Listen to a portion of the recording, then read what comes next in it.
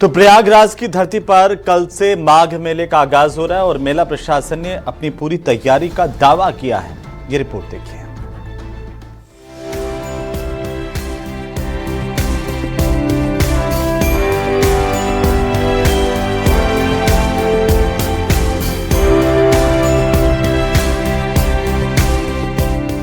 Mini कुंभ के तौर पर माघ मेले का आगाज हो रहा है। 800 हेक्टेयर में आयोजित किए जा रहे माघ मेले को 7 सेक्टरों में बसाया गया है। माघ मेले में 5000 से ज्यादा संस्थाओं और साधु संतों को बसाया गया है। मेला क्षेत्र में लगभग 8 किलोमीटर के स्नान घाट बनाए गए हैं। अगर कोई बिछड़ जाए तो खोया पाया केंद्र में सूचना दे सकेगा।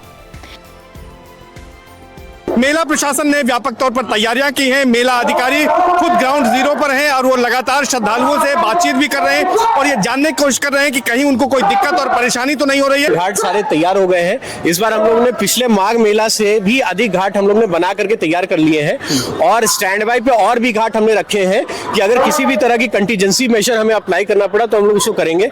हमारे सारे पीए सिस्टम आप देख सकते हैं वो चालू है और हमारे जितने चेंजिंग रूम हैं हम लोगों ने पिछले माघ मेला से वृद्धि करके सारे चेंजिंग रूम हम लोगों ने स्थापित कर दिए हैं, जिसका उपयोग श्रद्धालुओं द्वारा हो रहा है। मेले में सुरक्षा के कड़े इंतजाम किए गए हैं। 17 थाने, 42 पुलिस चौकियां बनाई गई हैं। 10,000 पुलिस फोर्स की तैनाती की गई है। स्नान घाटों पर एनडीआरएफ, एसडीआरएफ के साथ ही फ्लड कंपनी, पीएसी और गोताखोर तैनात किए गए हैं।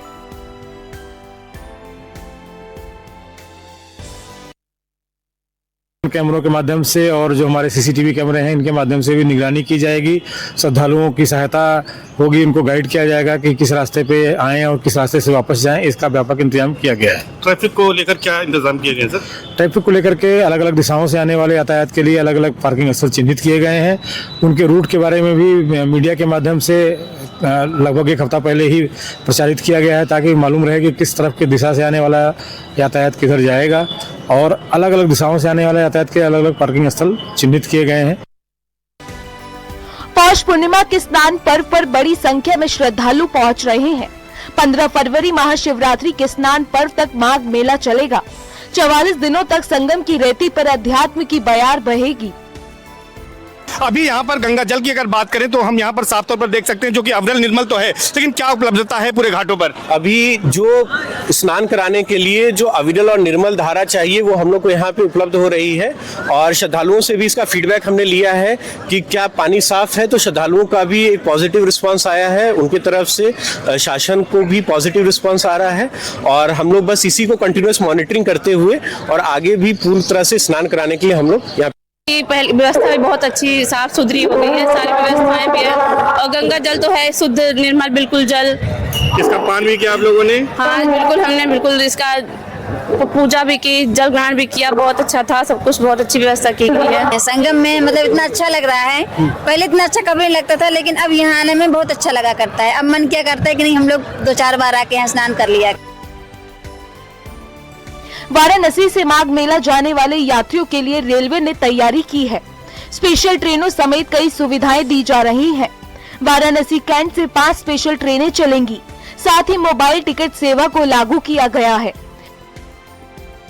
प्रयागराज, रामबाग और झूसी से भी जो है रिंग रेल की जो व्यवस्था है उसका किया गया है, जिसकी समय सारणी है वह पहले ही जारी की जा चुकी है। इसके अलावा कुछ ऐसी ट्रेनें हैं जो रेगुलर में प्रयाग जो स्टेशन है, लखनऊ मंडल का प्रयाग स्टेशन, वहाँ पे रुकती नहीं थी। उनका अतिरिक्त 2 मिनट का ठहराव भी दिया गया है।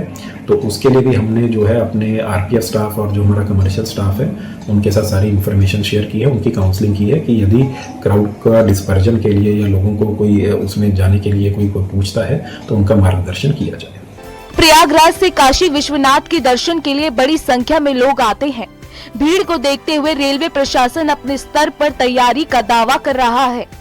Bureau report, news 18, UP Uttarakhand.